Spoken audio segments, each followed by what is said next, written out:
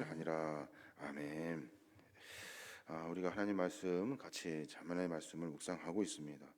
특별히 이 말씀은 공동체 안에서 어떻게 화목을 이룰 것인가, 우리가 다투지 않고 서로 하나님 나라를 이루어갈 것인가에 대한 이야기를 지금 하고 있는 겁니다.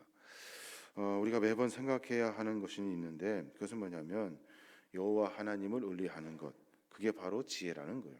지혜는 그래서 주님 앞에 겸손하게 되고, 또 지혜는 삶 가운데 신중하고 친절한 삶을 살게 되고, 또 삶을 살아내면서 어떤 일들을 판단할 때 공정하게 판단하게 된다는 거예요. 이게 바로 지혜로운 자의 삶의 모습이라는 겁니다. 잠언서 18장에 있는 말씀 우리가 보면 반대로 지혜롭지 못한 사람들의 이야기를 지금 하고 있어요. 뭐냐면 고집스럽다는 거예요. 그래서 자기 주장을 앞세우려고 하고, 또 자기가 하는 말들을 통해서 공동체가 다 깨집니다. 또 험담하고 게으름을 피고 또 교만한 모습으로 성급하게 다른 사람들을 판단하며 삶을 산다는 거예요. 이게 바로 지혜롭지 못한 자의 삶의 모습이다라고 성경은 말하고 있는 겁니다. 우리가 지혜자의 권면을 우리가 계속해서 잠언의 말씀을 통해서 보고 있습니다. 우리가 지혜자로 가져야 될 책임들이 있어요. 그 책임이 뭐냐면 사회적인 책임을 우리가 가져야 하는 거예요. 공동체 안에 여러 역할들이 있는데 그 역할을 잘 감당할 수 있도록 지혜자들은 우리가 속해 있는 사회 공동체 안에서의 책임을 잘 감당해야 한다는 겁니다. 특별히 공동체를 사랑하고 또 공동체의 일원과 함께 하나님 나라를 만들어 갈 수 있는 일들을 해야 된다는 겁니다.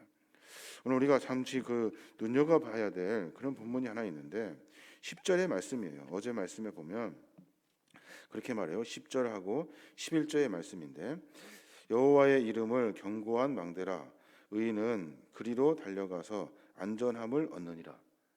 여호와의 이름은 견고한 망대래요. 그래서 의인은 그리로 달려가서 안전함을 얻는데요. 반대로 11절에 부자의 재물은 그의 견고한 성이라, 그가 높은 성벽같이 여기느니라 라고 말씀하셔요. 공동체의 문제, 개인의 문제, 우리 모두가 다 지혜를 얻어 하나님을 섬기면서 여호와의 이름 앞에 견고한 망대로, 그래서 하나님 앞에 서는 것이 의인이고 안전하다 성경은 말해요. 근데 그렇지 않은 사람은 어떤 사람이냐면 부자의 재물, 다른 것들을 견고한 성으로 삼아 그것이 높다라고 이야기하는 사람들, 이 사람들이 바로 어리석은 자다라고 이야기하고 있는 거예요. 개인의 문제도 그렇고 공동체의 문제도 마찬가지입니다. 우리가 하나님이 어떠하신지를 고민해야 되지 자기의 의지를, 자기 의를 드러내는 것이 아니라는 거예요. 부자가 뭘까 한번 생각해 봤어요. 부자가 뭘까요? 그냥 돈이 많은 사람이 부자일까요? 성경은 영적으로 부자에 대한 의미를 그렇게 국한적으로 설명하지 않아요. 부자는 재물이 많은 것이 아니라 자기 안에 여호와 말고 다른 것들을 더 소중히 여기는 사람들이 부자래요. 부자는 돈을 의지하며 사는 사람들이에요. 우리가 그렇게 쉽게 이해할 수 있는데 돈이 아니라 다른 것들도 그보다 더 소중하게, 여호와 하나님보다 더 소중하게 여기며 그것만 쫓아다니는 사람이 성경적으로 병들은 부자다라고 성경 우리에게 가르쳐주고 있는 거예요.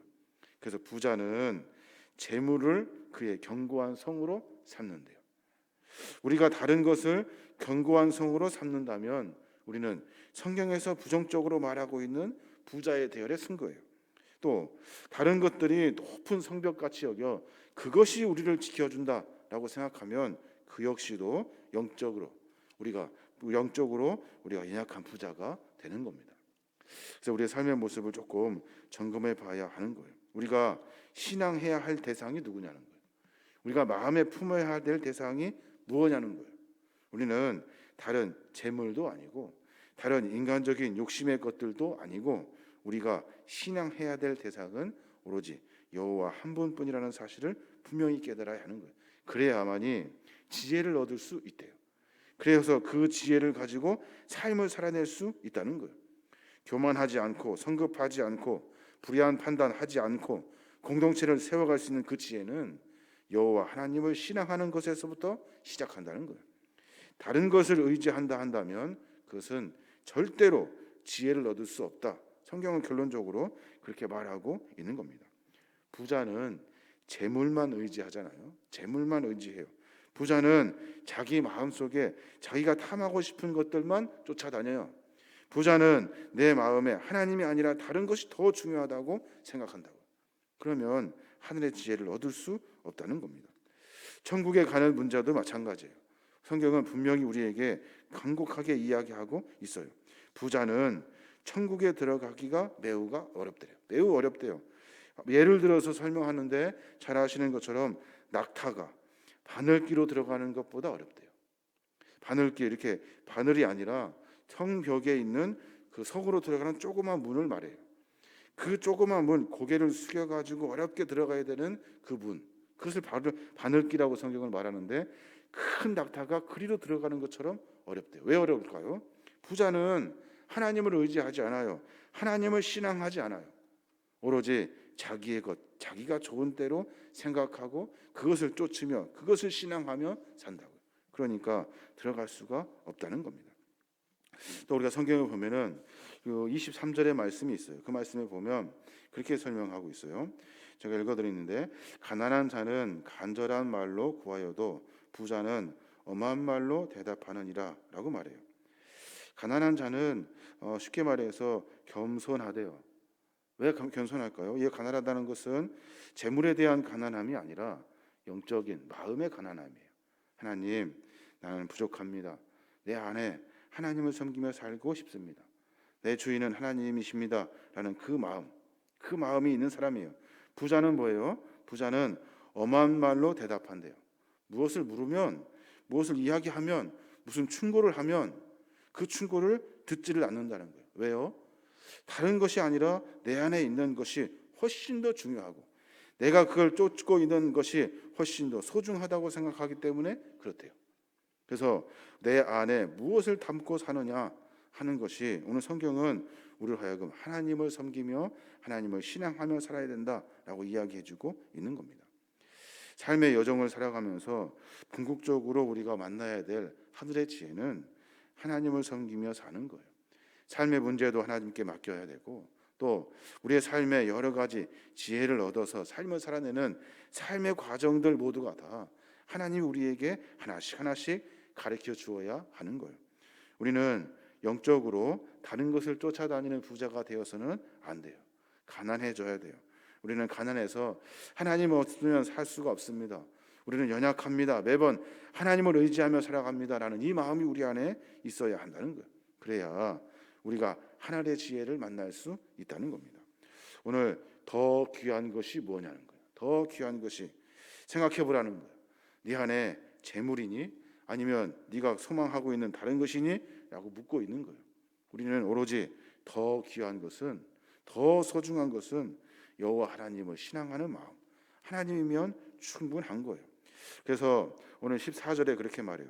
사람의 심령은 그의 병을 능히 이기려니와 심령이 상하면 그것을 누가 일으키겠느냐라고 말해요. 심령이 뭐예요? 마음을 의지한다. 마음. 그 마음이 병들어 버렸어요. 어떤 마음이 병들었어요? 하나님을 향한 마음이 병들었어요. 그러면 그 마음을 어떻게 세워내겠냐는, 그 마음이 상해버리면 일으킬 수 없대요. 다시 돌이킬 수 없다는 거예요. 마치 부자가 교만하여 다른 사람들 무시하고, 그리고 부자가 교만하여 하나님 없이도 살 수 있다, 나는 그 재물이 나를 견고한 성처럼 지켜줄 것이다 라고 생각하는 것처럼 그 마음이 상해버리면 안 된다는 거예요.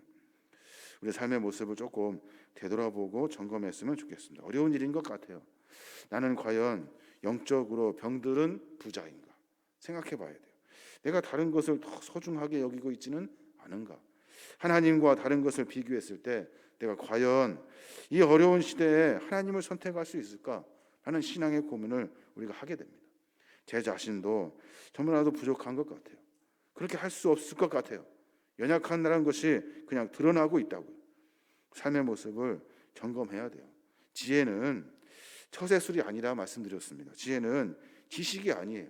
지혜는 경험이 아니라고요. 지혜는 하나님을 경외하고 의지하는 거예요. 이게 지혜라는 거예요. 하나님을 신앙하는 것이 지혜래요. 하나님을 의지하는 것이 지혜여서 그 지혜는 그때 의지할 때, 소망할 때, 하나님을 향하여질 때, 그때 하나님이 우리의 삶을 인도해 주시는 거예요. 이것이 바로 궁극적인 지혜의 삶이라는 겁니다. 우리 모두가 다 그렇게 살아야 돼요. 하나님을 의지함으로 말미암아 하나님이 우리를 인도해 주시고 우리를 이끌어 주시는 거예요. 하나님은 사랑의 하나님이시고, 하나님은 긍휼의 하나님이시고, 하나님은 우리를 눈동자같이 지켜주시는 하나님이셔요. 그래서 하나님이라고 부를 때 저는 그 말에 참 공감을 하는데, 다른 거 뭐 이야기할 것이 없어요. 하나님이라고 부르면 상황과 처지를 아시는 주님께서 우리에게 지혜의 길로 인도해 주시는 거예요. 이게 바로 믿음이고 이게 바로 신앙인 거예요. 오늘 하루의 삶을 우리가 늘 하나님을 의지할 수 있도록, 다른 것 욕심 부리고 세상인 것 쫓아다니는 병들어 버린 부자가 아니라 우리가 하나님을 의지하고 신앙할 수 있는 신앙의 삶이 되시길 바랍니다. 저 여러분 그런 삶으로 말미암아 하나님과 함께 동행하는 이 어렵고 힘든 시대 가운데 지혜자들로 바로 설 수 있는 믿음의 종들 되시길 주님의 이름으로 축원합니다.